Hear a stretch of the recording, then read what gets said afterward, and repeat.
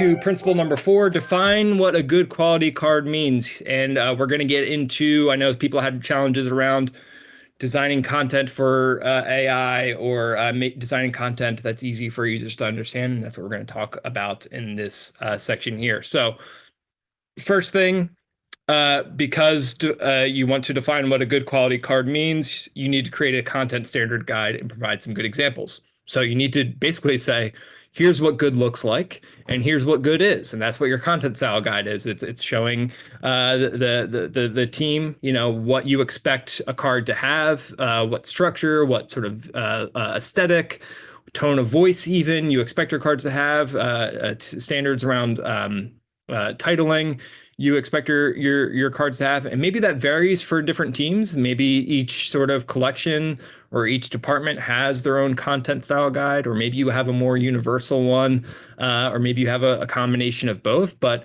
providing your authors, your experts, and everyone with standards around what you expect to be in a card, and providing them examples so that they can sort of judge their card versus a good card, is really helpful. So over here I have this content style guide that's an actual style guide that we have in our in our template gallery, actually.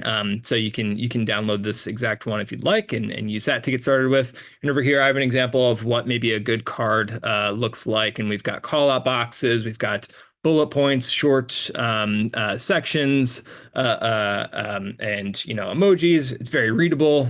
Dividers makes it very easy to scroll through and delineate between different pieces of information. And it's in keeping with our internal style guide there. So providing both, and in your content standard guide, putting an example of what a good card looks like, or linking to a couple good looking cards, is going to be important there as well.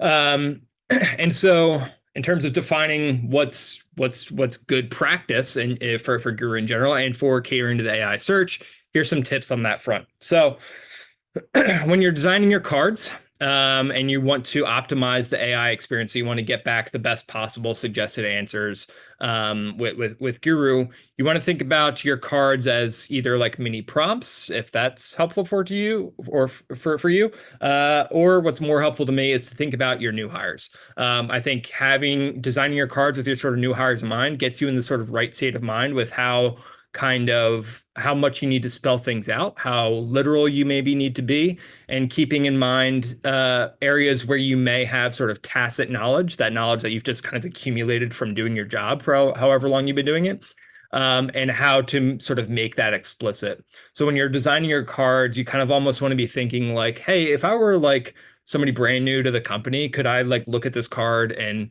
understand it, or have a pretty good idea of at least the key concepts in the card?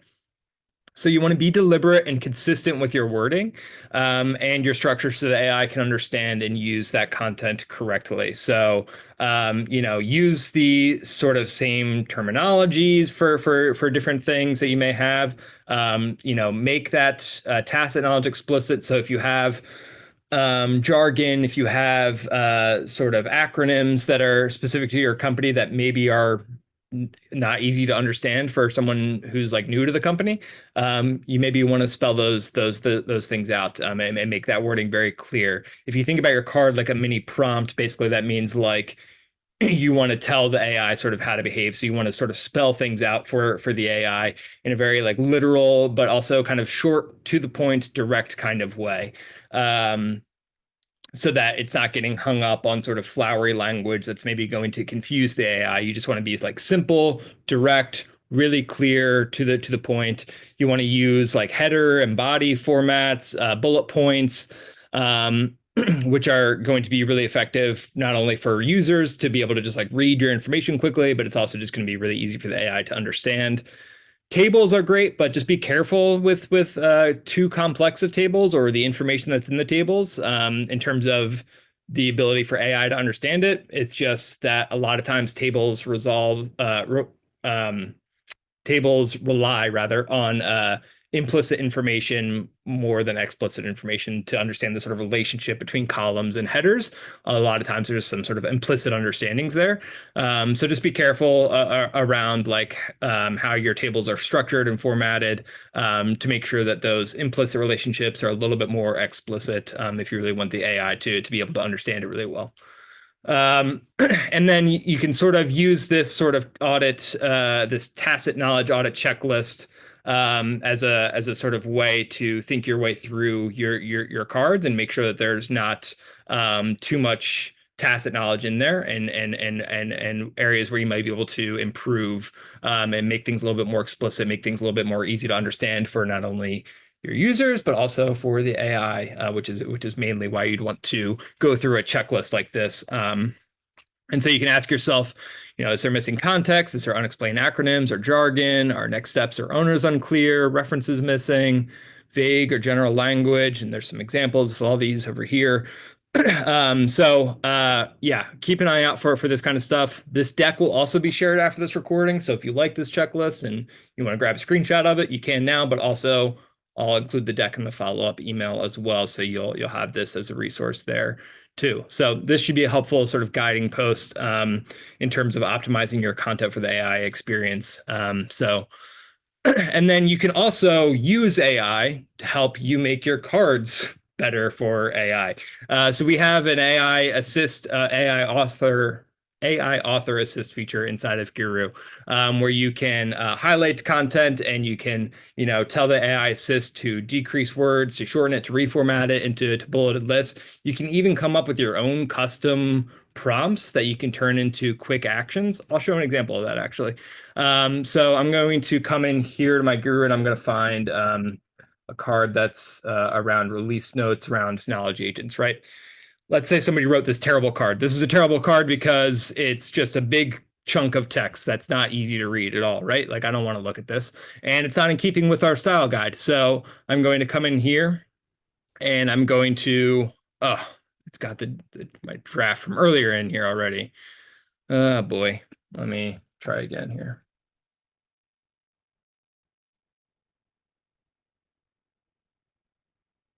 Well, it's just going to take me back to the same place. I don't know what I was expecting. Here, hey, look at that. The technical troubles didn't stop at the beginning of the call.